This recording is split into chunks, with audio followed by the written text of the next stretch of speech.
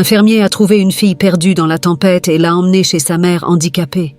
En rentrant chez lui et en entrant sans frapper à la porte, il est resté en larmes devant la scène qu'il a vue. Ernest Fontaine, un homme d'âge moyen à la présence imposante, conduisait son camion sur les chemins de terre menant à sa ferme. Le soleil se couchait déjà à l'horizon, peignant le ciel de teintes orangées et pourpres, tandis qu'Ernest réfléchissait à la longue journée de travail dans les champs. La ferme était sa vie, un héritage qu'il avait reçu des générations précédentes, mais le poids des responsabilités commençait à peser. En arrivant à l'entrée de la ferme, il fut accueilli par les aboiements des chiens et le son familier des poules au loin. Geneviève, la gouvernante dévouée qui travaillait pour la famille depuis des années, l'attendait sur la véranda.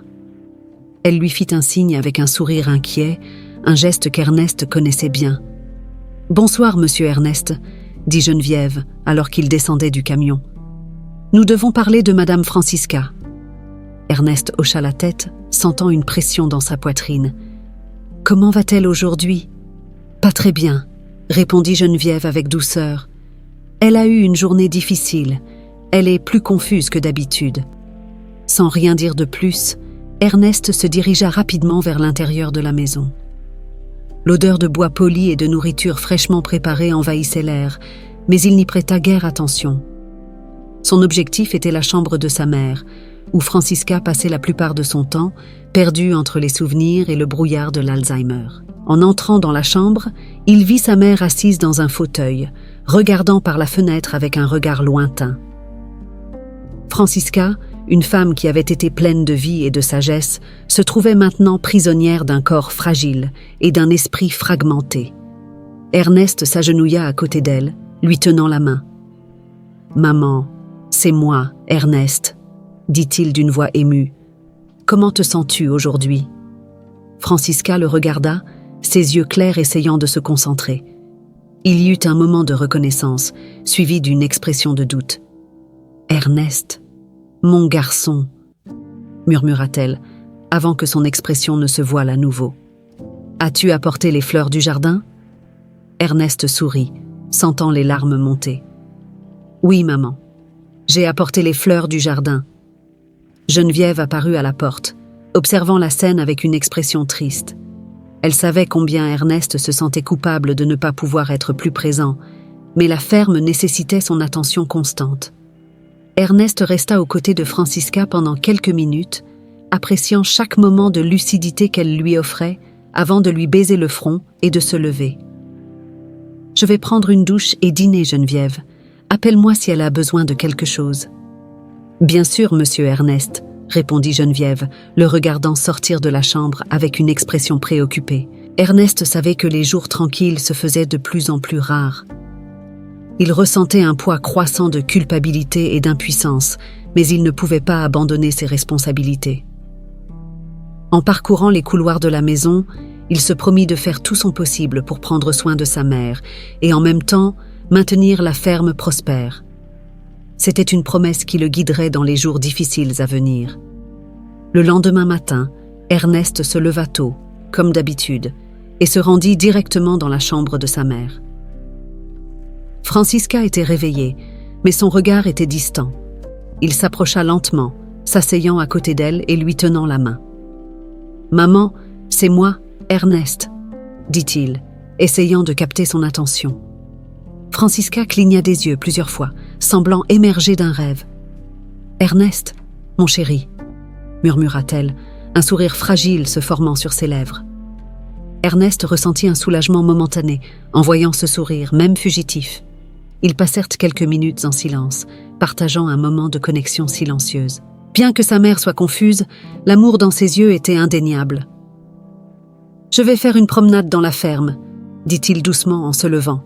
« Je reviendrai bientôt. » Ernest sortit de la maison, respirant profondément l'air frais du matin. Marcher dans la ferme l'aidait toujours à clarifier son esprit. Il parcourut les champs, observant les ouvriers commencer leur journée et les animaux paître tranquillement.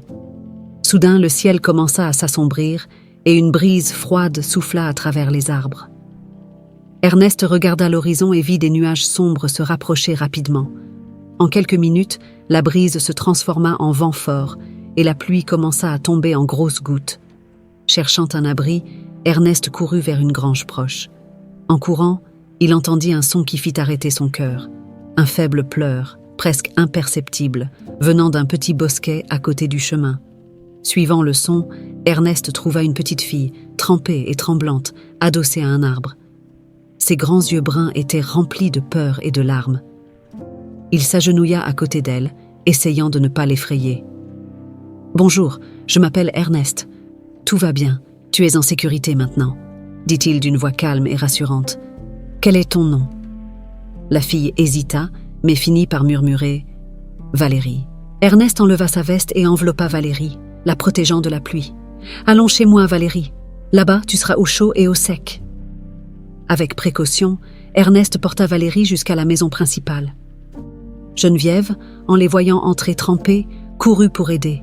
« Qui est cette fille ?» demanda-t-elle, surprise. « C'est Valérie.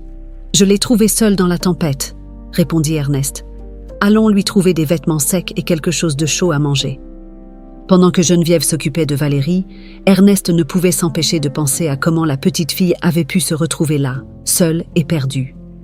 La tempête faisait rage dehors, mais à l'intérieur de la maison, il y avait une sensation de soulagement et de protection. Ernest savait qu'amener Valérie à la maison était la bonne chose à faire, même s'il ne savait pas encore ce que l'avenir réservait pour elle. Après un bain chaud et des vêtements secs, Valérie s'assit à la table de la cuisine, ses yeux reflétant encore un peu de la peur initiale, mais aussi une confiance grandissante. Ernest s'assit à côté d'elle, lui offrant un bol de soupe chaude. « Tout va bien maintenant, Valérie. Tu es en sécurité ici, » dit-il avec un sourire rassurant. Valérie le regarda, une lueur d'espoir brillant dans ses yeux, et pour la première fois depuis qu'il l'avait trouvée, Ernest sentit que peut-être, ensemble, ils pourraient trouver un chemin à travers la tempête. Ernest emmena Valérie à l'intérieur de la maison, où Geneviève l'attendait avec une expression inquiète. En voyant la petite fille, ses sourcils se froncèrent, mais elle ne dit rien, se concentrant sur le fait d'aider Ernest à s'occuper de l'enfant. « Geneviève, prépare une chambre pour Valérie. Elle restera avec nous pour l'instant, » dit Ernest avec détermination. « Monsieur Ernest, est-ce prudent ? Nous ne savons rien de cette fille, » répondit Geneviève, mais son ton n'était pas de l'objection, mais de la préoccupation sincère.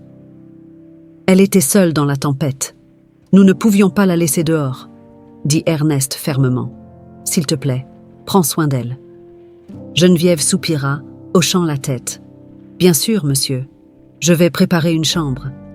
Pendant que Geneviève s'occupait de préparer une chambre, Ernest s'assit avec Valérie dans le salon.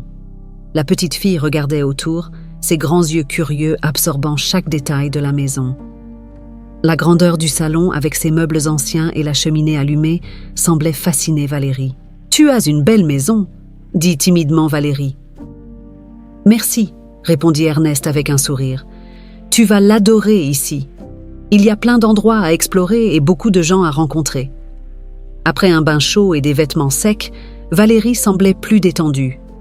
Geneviève prépara un repas simple mais réconfortant que Valérie dévora rapidement, visiblement affamée. Pendant qu'elle mangeait, elle commença à poser des questions sur la ferme. « Qu'est-ce que vous cultivez ici ?» demanda Valérie, ses yeux brillants de curiosité. « Principalement du maïs et des haricots, mais nous avons aussi quelques vergers, » expliqua Ernest. « Et nous avons beaucoup d'animaux. Demain, si le temps s'améliore, je pourrai tout te montrer. » Valérie sourit, excitée à l'idée d'explorer la ferme. Après le dîner, Ernest emmena Valérie dans la chambre que Geneviève avait préparée. C'était une petite pièce, mais accueillante, avec un lit en bois et des couvertures douces. Valérie regarda autour d'elle, admirant l'espace. « Merci, monsieur Ernest, » dit-elle en s'allongeant sur le lit. « Bonne nuit. »« Bonne nuit, Valérie. Dors bien, » répondit Ernest en éteignant la lumière et en fermant doucement la porte. En sortant de la chambre, Ernest trouva Geneviève qui l'attendait dans le couloir. « Tu penses qu'on a bien fait ?» demanda-t-il, le doute s'insinuant dans sa voix. « Je le pense, » répondit Geneviève, touchant le bras d'Ernest en signe de réconfort. « Elle avait besoin d'aide, et tu as fait ce qu'une personne décente ferait. » Ernest hocha la tête, sentant un poids se soulever de ses épaules. « Merci, Geneviève. Bonne nuit. »« Bonne nuit, monsieur Ernest, » répondit-elle en retournant dans ses quartiers. Le lendemain matin, Valérie se réveilla tôt, sa curiosité pour la grande maison et ses habitants la poussant à explorer. Ernest était occupé dans les champs et Geneviève, comme toujours, était affairée aux tâches ménagères. Profitant de l'occasion, Valérie commença à explorer les vieux couloirs et les chambres chaleureuses de la maison. En marchant dans les couloirs, elle trouva une porte entr'ouverte.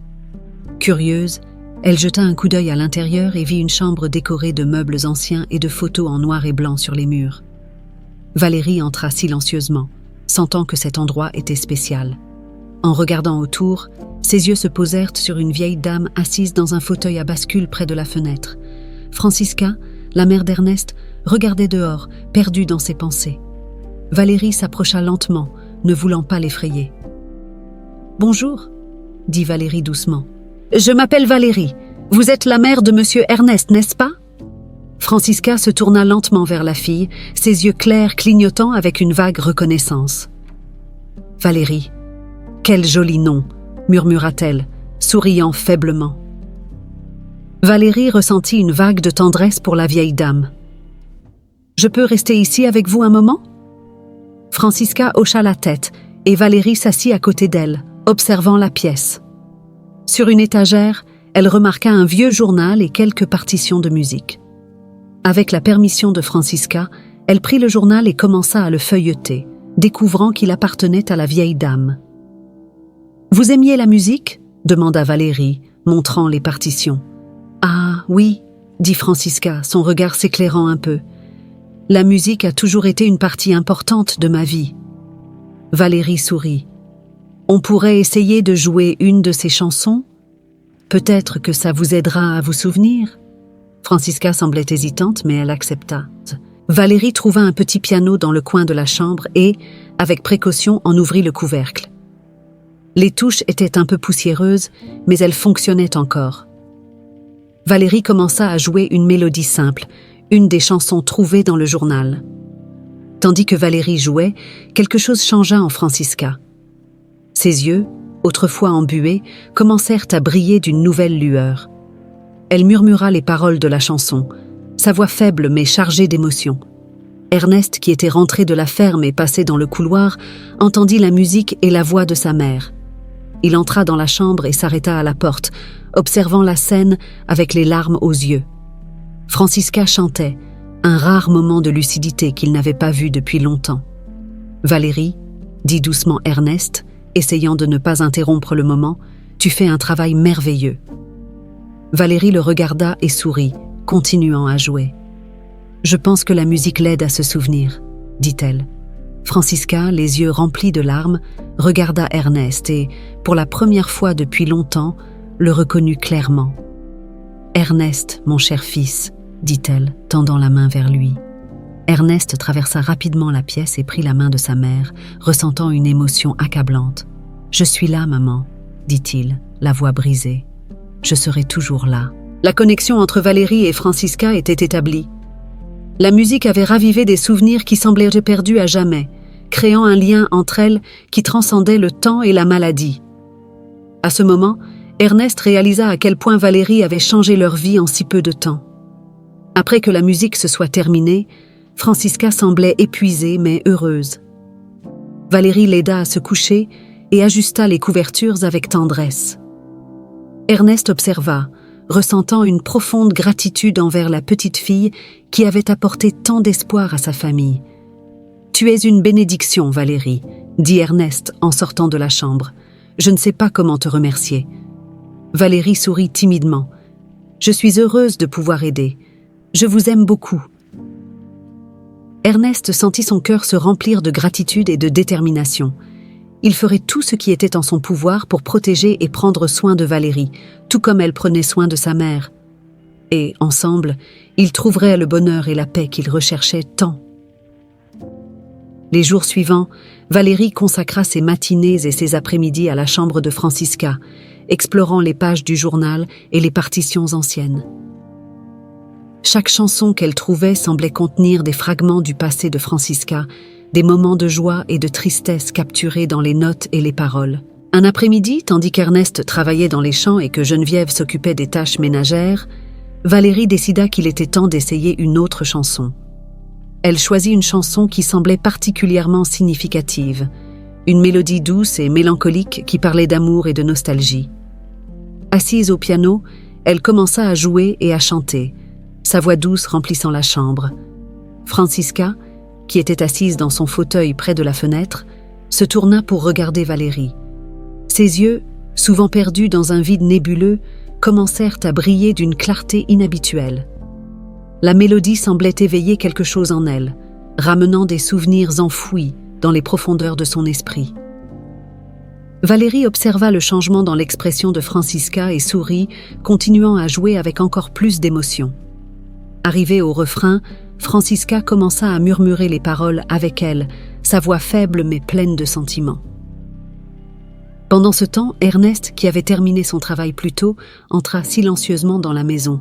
En entendant la musique, il se dirigea directement vers la chambre de sa mère. En arrivant à la porte, il s'arrêta, observant la scène avec un nœud dans la gorge. Franziska chantait, ce qu'il n'avait pas vu depuis de nombreuses années. « Ernest », dit Franziska soudainement, le regardant directement. « Mon fils, tu es là. » Les paroles de sa mère transpercèrent son cœur comme un rayon de soleil un jour nuageux. Ernest entra dans la chambre, les larmes coulant sur son visage. « Oui, maman, je suis là », dit-il en s'agenouillant à côté d'elle et en lui tenant les mains. Valérie continua de jouer, observant avec un sourire tandis qu'Ernest et Franziska partageaient ce moment précieux. Franziska, avec une rare clarté, caressa le visage de son fils, ses yeux brillants d'amour et de reconnaissance. « Tu as toujours été ma fierté, Ernest, » dit-elle doucement. « Et cette fille, elle a un don, prends bien soin d'elle. » Incapable de contenir ses larmes, Ernest hocha vigoureusement la tête. « Oui, maman, je le promets. » Le moment de lucidité de Franziska fut bref, mais intense. Lorsque la musique s'arrêta, elle ferma les yeux, épuisée mais en paix. Ernest l'aida à se coucher, la couvrant avec la couverture et lui donnant un baiser sur le front. En sortant de la chambre, Ernest regarda Valérie, ressentant une profonde gratitude. « Tu as ramené ma mère, même si ce n'était que pour un moment. Je n'ai pas de mots pour te remercier. » Valérie sourit timidement. « Je suis contente d'avoir pu aider. Je l'aime beaucoup. Et toi aussi. » Ernest essuya ses larmes et prit une profonde inspiration, sentant une nouvelle détermination grandir en lui. « Valérie, je veux que tu saches que cette maison est désormais la tienne. Je ferai tout ce qu'il faut pour que tu restes ici avec nous. Je veux t'adopter officiellement. » Les yeux de Valérie se remplirent de larmes, mais cette fois de joie. « J'adorerais ça, monsieur Ernest. » Ernest embrassa Valérie, ressentant un sentiment de but et de renouveau. Sa présence à la ferme avait non seulement apporté de la joie et de la musique, mais aussi un nouveau sens de la famille. Il savait que le chemin à venir pourrait être difficile, mais il était prêt à l'affronter, certain qu'ensemble ils pourraient surmonter tous les obstacles. Cette nuit-là, alors qu'Ernest réfléchissait aux événements de la journée, il ressentit une profonde paix intérieure. La musique de Valérie avait non seulement ravivé les souvenirs de sa mère, mais aussi créé un nouveau chapitre dans leur vie. Avec la détermination d'adopter Valérie, il était prêt à construire une nouvelle vie, pleine d'espoir et d'amour. Le matin suivant, la ferme était baignée par un doux soleil qui semblait refléter le nouveau climat d'espoir qui s'était installé dans la maison des Fuentes. Ernest se réveilla avec une détermination renouvelée. Le lien spécial entre Valérie et sa mère, Franziska, avait touché quelque chose de profond dans son cœur. Il savait que Valérie avait besoin d'une famille et il était déterminé à être cette famille pour elle. Pendant qu'Ernest prenait son petit déjeuner dans la cuisine, Geneviève l'observait en silence, remarquant le changement dans son expression. Il y avait une résolution ferme dans ses yeux, quelque chose qu'elle n'avait pas vu depuis longtemps. « Geneviève ?» commença Ernest, avec un ton sérieux mais plein de chaleur. « J'ai décidé. Je veux adopter Valérie. Elle a apporté tant de joie pour nous et, surtout, pour ma mère. » Geneviève sourit, sentant une vague de soulagement et de bonheur. « C'est merveilleux, monsieur Ernest. Valérie fait déjà partie de la famille.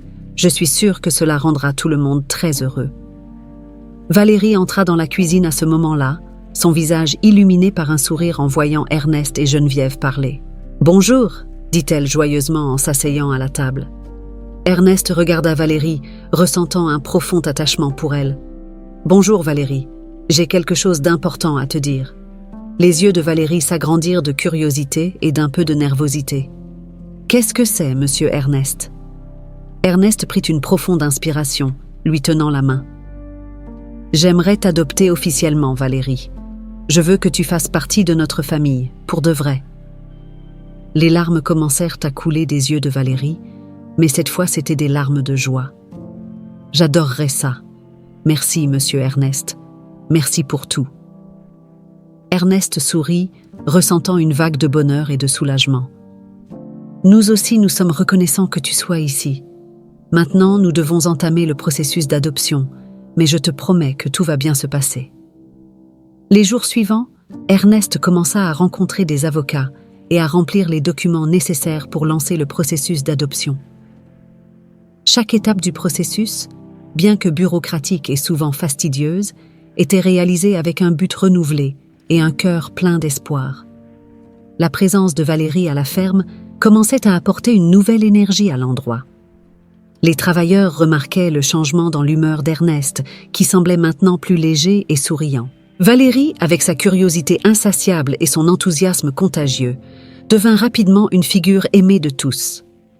Elle passait ses journées à explorer chaque recoin de la ferme, aidant aux petites tâches et apprenant tout ce qu'elle pouvait sur l'endroit. La fillette continuait également ses séances musicales avec Francisca, qui, même dans ses moments de confusion, semblait trouver du réconfort et de la joie dans la présence de Valérie et la musique qu'elle jouait. Un après-midi, alors qu'Ernest travaillait dans les champs, il fut abordé par l'un des travailleurs, José, qui avait un sourire aux lèvres. « Monsieur Ernest, c'est incroyable comme la petite Valérie a apporté tant de vie ici. Nous sommes tous heureux qu'elle soit là. » Ernest sourit, se sentant reconnaissant pour le soutien. « Oui, José, elle est une bénédiction pour nous, et je fais tout mon possible pour qu'elle reste ici définitivement. » José hocha la tête, son respect pour Ernest grandissant encore plus. « Si vous avez besoin de quoi que ce soit, nous sommes là pour vous aider. » Avec le soutien de tous à la ferme et la détermination d'Ernest, le processus d'adoption commença à avancer. Chaque visite chez l'avocat, chaque document signé, était un pas de plus vers l'officialisation de ce qu'ils ressentaient déjà dans leur cœur. Valérie faisait partie intégrante de la famille Fontaine. À la fin d'une semaine particulièrement longue, Ernest reçut un appel de l'avocat, l'informant que la première phase du processus était terminée et que tout se passait bien. Il raccrocha le téléphone avec un sourire et, à ce moment-là, ressentit une profonde paix intérieure. Il se rendit à la chambre de Valérie, où elle était assise sur le lit, lisant un livre qu'elle avait trouvé dans la bibliothèque de la maison. « Valérie, j'ai de bonnes nouvelles », dit-il en entrant dans la chambre. Valérie leva les yeux de son livre, curieuse. « Qu'est-ce que c'est, monsieur Ernest ?»« Le processus d'adoption avance bien. Bientôt, tu seras officiellement membre de notre famille, » dit Ernest avec un sourire chaleureux. Valérie courut pour l'embrasser, sa joie évidente. « Merci, monsieur Ernest, je suis tellement heureuse. » Pendant qu'Ernest la serrait dans ses bras, il sentit que finalement, la ferme était complète. La présence de Valérie avait non seulement apporté une nouvelle vie à l'endroit, mais aussi renouvelé l'espoir et l'amour en chacun de ceux qui y vivaient. Et avec la certitude qu'ils étaient ensemble pour affronter tous les défis, Ernest savait que l'avenir serait brillant et plein de possibilités. Le processus d'adoption, qui semblait initialement bien avancé, commença à rencontrer une série de défis juridiques inattendus. Ernest, qui avait entamé cette démarche avec optimisme, se retrouva rapidement plongé dans un enchevêtrement de bureaucratie et de complications menaçant ses projets d'adopter Valérie. Un matin, Ernest reçut un appel de son avocat, Ricardo, qui semblait préoccupé. « Monsieur Fontaine, nous devons parler. Des problèmes sont survenus avec le processus d'adoption. » Ernest sentit son cœur se serrer. « Quel genre de problème, Ricardo ?» « Nous avons besoin de plus d'informations sur les origines de Valérie. Il manque des documents et il y a des incohérences dans les informations que nous avons, » expliqua Ricardo. Inquiet, Ernest décida de parler à Valérie pour voir si elle pouvait fournir plus de détails sur son passé. Il la trouva dans le jardin, où elle jouait avec l'un des chiens de la ferme. « Valérie, il faut que je te parle de quelque chose d'important, » dit-il, l'invitant à s'asseoir à ses côtés sur le banc. « Bien sûr, monsieur Ernest, qu'est-ce qui se passe ?» demanda Valérie, ses yeux reflétant un mélange de curiosité et d'appréhension. « Ricardo, notre avocat, a besoin de plus d'informations sur ton passé pour continuer le processus d'adoption. Te souviens-tu de quelque chose qui pourrait nous aider ?» Valérie fronça les sourcils, pensive.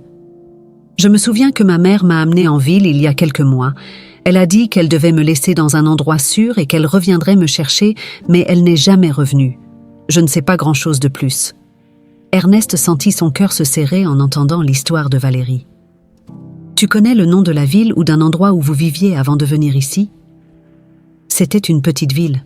Je crois qu'elle s'appelait San Miguel, » répondit Valérie avec un air pensif. « Ma mère disait que c'était temporaire. » Avec ces nouvelles informations, Ernest et Ricardo commencèrent à enquêter. Ils découvrirent que San Miguel était une petite ville à quelques heures de route et décidèrent d'y aller pour chercher plus d'informations. Ernest laissa Geneviève en charge de la ferme et partit avec Ricardo pour San Miguel. La petite ville se révéla pleine de secrets et d'histoires non racontées. Ernest et Ricardo parlèrent aux habitants, visitèrent l'orphelinat local et cherchèrent des registres à la mairie. L'histoire de Valérie commença à se dévoiler de manière fragmentée. Sa mère, une jeune femme désespérée, avait confié la petite fille à diverses personnes au fil des mois, promettant toujours de revenir. Ils découvrirent également que la mère de Valérie était impliquée dans des problèmes juridiques et financiers, ce qui compliquait encore plus la situation. L'absence de documents formels rendait le processus d'adoption encore plus difficile. De retour à la ferme, Ernest était déterminé à ne pas abandonner. « Ricardo, nous devons trouver une solution. Valérie fait déjà partie de notre famille et je ne peux pas permettre qu'on nous l'enlève. » Ricardo, toujours professionnel et déterminé, hocha la tête. « Nous allons explorer toutes les options légales. Ce sera peut-être un long processus, mais nous avons des ressources. » Pendant ce temps, Valérie, sentant la tension autour d'elle, décida de parler à Ernest d'un souvenir qu'elle avait gardé. « Monsieur Ernest, il y a une chose qui pourrait peut-être aider, » dit-elle un jour, alors qu'ils étaient dans l'écurie. « Qu'est-ce que c'est, Valérie ?» demanda Ernest, curieux. « Ma mère m'a donné un collier avant de me laisser. Elle a dit qu'il était très important et qu'il m'aiderait un jour, » révéla Valérie, sortant un petit médaillon de son cou. Ernest prit le médaillon avec précaution.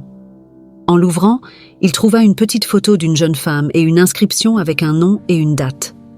« C'est peut-être un point de départ, » dit-il, sentant une nouvelle lueur d'espoir.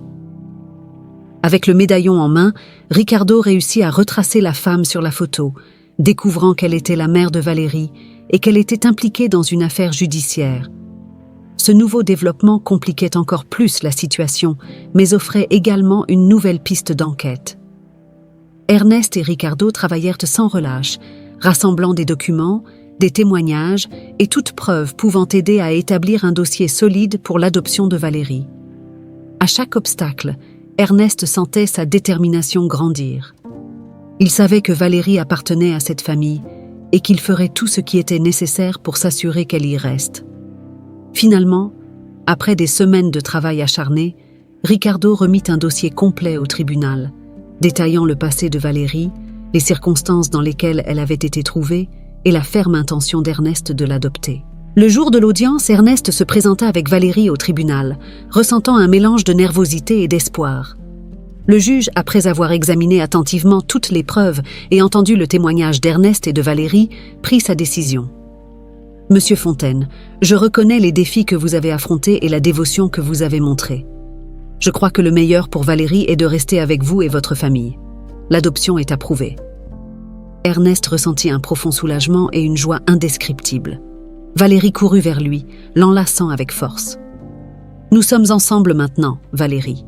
Pour toujours, » dit Ernest, les larmes de bonheur aux yeux.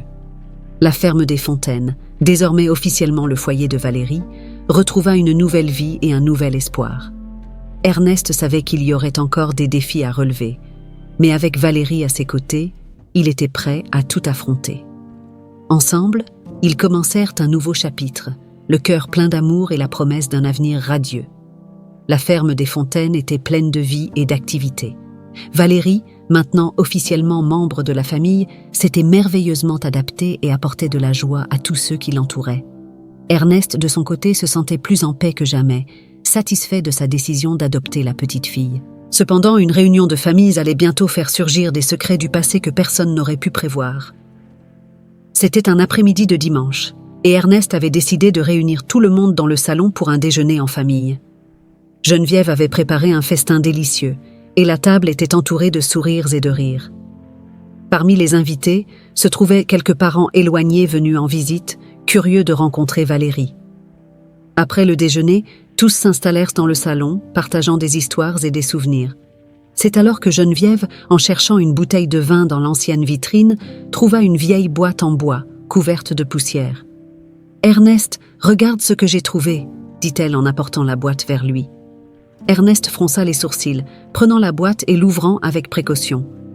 À l'intérieur, il y avait plusieurs vieilles photos, des lettres jaunies par le temps et un journal. En feuilletant les photos, l'une d'elles attira l'attention de Geneviève. « Ernest, regarde cette photo », dit-elle en tirant une image d'une jeune femme avec un bébé dans les bras. Cette femme, elle ressemble tellement à Valérie. Ernest prit la photo, son cœur battant plus vite.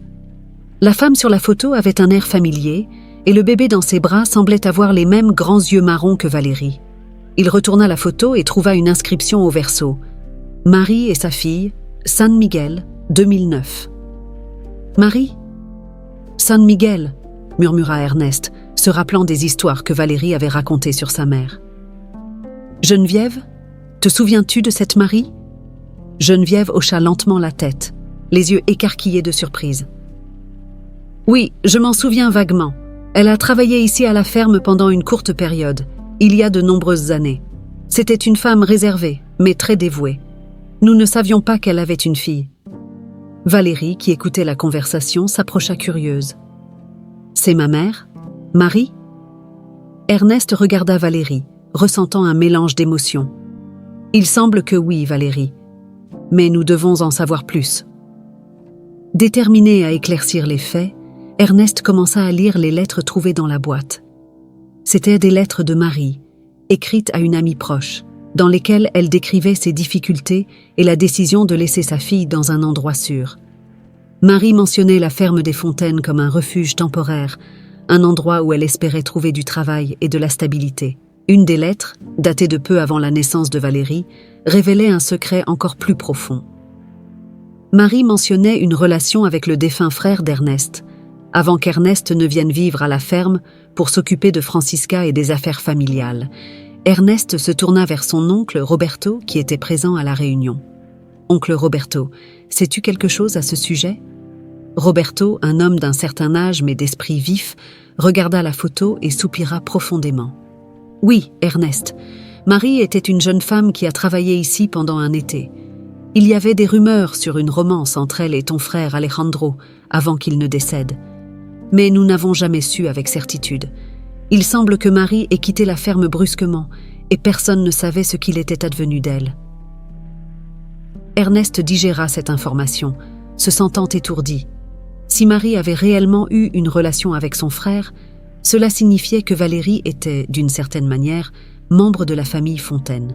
« Valérie, » dit doucement Ernest en lui tenant les mains, « il semble que tu fasses plus partie de cette famille que nous ne le pensions. Nous devons enquêter davantage, mais tout indique que ta mère, Marie, avait un lien avec notre passé. » Valérie, les larmes aux yeux, se sentait à la fois confuse et émue. « Alors, ma mère connaissait ta famille ? Elle a travaillé ici ?»« Oui, » répondit Ernest en la prenant dans ses bras. « Et cela renforce encore plus le fait que tu appartiens à cet endroit. Nous allons découvrir toute la vérité ensemble. » La découverte de la photo et des lettres ouvrit un nouveau chapitre dans la vie d'Ernest et de Valérie. Il y avait de nombreuses questions à répondre et des secrets du passé à découvrir, mais désormais, plus que jamais, ils étaient déterminés à affronter ces défis ensemble, comme une véritable famille. Tandis que la réunion familiale continuait, l'atmosphère était chargée d'émotions. La découverte des liens de Marie avec la famille Fontaine apportait un nouveau sentiment d'appartenance et d'histoire à Valérie, et Ernest savait que, quelle que soit la suite, Ils feraient face à tout ensemble, avec la force de leur amour nouvellement découvert. La découverte de la vieille photo et des lettres ouvrit un nouveau chapitre dans la vie d'Ernest et de Valérie. Déterminé à comprendre pleinement la connexion de Valérie avec les Fontaine, Ernest commença à enquêter à fond, utilisant toutes les ressources disponibles. L'enquête aboutit à une révélation surprenante qui allait changer à jamais la dynamique familiale. Ernest et Ricardo, l'avocat, se consacrèrent à examiner des documents anciens et des archives de la ferme. Dans l'un des dossiers, ils trouvèrent un nom qui attira leur attention. Marie, la jeune femme mentionnée dans les lettres et sur la photo, avait un passé lié à la ferme et à la famille Fontaine. Ricardo trouva un dossier hospitalier mentionnant la naissance de Valérie à San Miguel, corroborant les histoires de Marie. Un après-midi, alors qu'Ernest consultait d'autres documents dans le salon, Geneviève apporta une autre boîte de vieilles lettres et photos de l'époque où Marie travaillait à la ferme. Parmi les objets, il y avait une lettre d'adieu de Marie, écrite à Francisca, la mère d'Ernest. « Ernest, regarde ça !» dit Geneviève en lui tendant la lettre. Ernest ouvrit l'enveloppe avec des mains tremblantes et commença à lire à voix haute « Chère Donna Francisca, c'est le cœur lourd que je laisse cette lettre. Les secrets que je porte sont nombreux et la douleur de partir est grande. Alejandro, votre fils, a toujours été un homme bon, mais il n'aurait pas pu comprendre la complexité de ma situation. Valérie est le fruit d'un amour interdit, quelque chose que je ne pouvais révéler à personne. S'il vous plaît, prenez soin d'elle, car je ne peux plus le faire. J'espère qu'un jour, elle trouvera l'amour et l'acceptation qu'elle mérite. » Avec amour et tristesse, Marie... Ernest resta paralysé en lisant les mots de Marie. Il regarda Geneviève, qui avait les larmes aux yeux. « Cela signifie que Valérie est ma nièce ?» demanda-t-il, la voix brisée. Geneviève hocha la tête. « On dirait bien, Ernest, Marie était plus liée à la famille que nous le pensions. » Avec cette nouvelle information, Ernest décida de parler à sa mère, Francisca, lors de l'un de ses moments de lucidité. « Maman, nous devons parler de Marie et de Valérie, » dit-il doucement. Francisca le regarda, les yeux clairs et attentifs. « Marie, elle a toujours été une bonne fille.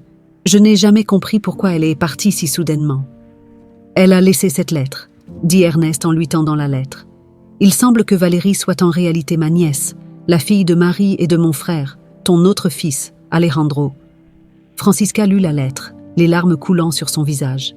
« J'ai toujours senti qu'il y avait quelque chose que Marie ne pouvait pas nous dire. Si Valérie est vraiment ta nièce, cela explique le lien que nous ressentons. » Déterminé à clarifier les choses, Ernest organisa une réunion familiale. Tout le monde se rassembla dans le salon pendant qu'Ernest expliquait ce qu'il avait découvert. « Valérie est plus qu'une partie de notre famille par amour et adoption. Elle est des nôtres par le sang. Marie, sa mère, a eu une relation avec mon frère, Alejandro. Cela fait de Valérie la fille d'Alejandro et la petite-fille de notre mère, Francisca. » La révélation fut accueillie avec choc, puis avec acceptation. Les parents et les travailleurs de la ferme exprimèrent leur soutien et leur joie pour Valérie.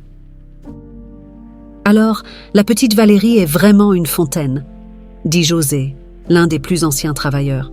« Nous avons toujours su qu'elle appartenait ici. » Valérie, émue, serra Ernest dans ses bras. « Alors, ma mère faisait partie de ta famille. Je ne l'ai jamais su. »« Oui, Valérie, » répondit Ernest avec tendresse. « Et maintenant, nous savons que tu appartiens encore plus à cet endroit. Nous allons honorer la mémoire de Marie en prenant soin de toi comme elle le souhaitait. » Avec la vérité enfin révélée, la ferme des Fontaines devint un lieu d'espoir et d'amour renouvelé. La présence de Valérie n'apporta pas seulement de la joie, mais aussi un sentiment de clôture et de paix à la famille. Ernest se sentait déterminé à offrir à Valérie le foyer qu'elle méritait, sachant que, quels que soient les défis à venir, la famille Fontaine ferait face à tout ensemble. Le matin à la ferme des Fontaines était exceptionnellement clair et ensoleillé. Il semblait que le monde reflétait la nouvelle atmosphère de joie et d'espoir qui imprégnait chaque coin de la propriété. L'adoption de Valérie avait été officialisée, et avec la vérité sur son passé enfin révélée, tous à la ferme étaient jaunes prêts à commencer un nouveau chapitre de leur vie. Ernest se leva tôt, comme à son habitude, mais cette fois son cœur était plus léger. Il descendit les escaliers et trouva Valérie déjà éveillée, assise à la table de la cuisine avec Geneviève, savourant un copieux petit déjeuner. Les rires des deux femmes remplissaient la maison d'une joie contagieuse. « Bonjour la famille !» dit Ernest avec un large sourire, s'asseyant à côté de Valérie. « Bonjour tonton !» répondit Valérie, rayonnante. Elle s'habituait encore à l'appeler ainsi, mais chaque fois qu'elle le faisait, son cœur se remplissait de bonheur. « Nous avons une journée bien remplie devant nous, » dit Ernest. « Nous allons commencer par une visite à ta grand-mère, Valérie. » Francisca, qui avait traversé tant de difficultés à cause de l'Alzheimer, semblait maintenant avoir plus de moments de clarté. Depuis l'arrivée de Valérie, ces moments étaient devenus plus fréquents et durables. Il y avait quelque chose dans la présence de sa petite fille qui faisait ressurgir des souvenirs et des émotions depuis longtemps enfouis. En entrant dans la chambre de Francisca, Ernest et Valérie la trouvèrent assise près de la fenêtre, regardant les champs avec un doux sourire sur le visage. « Bonjour maman », dit Ernest en s'approchant.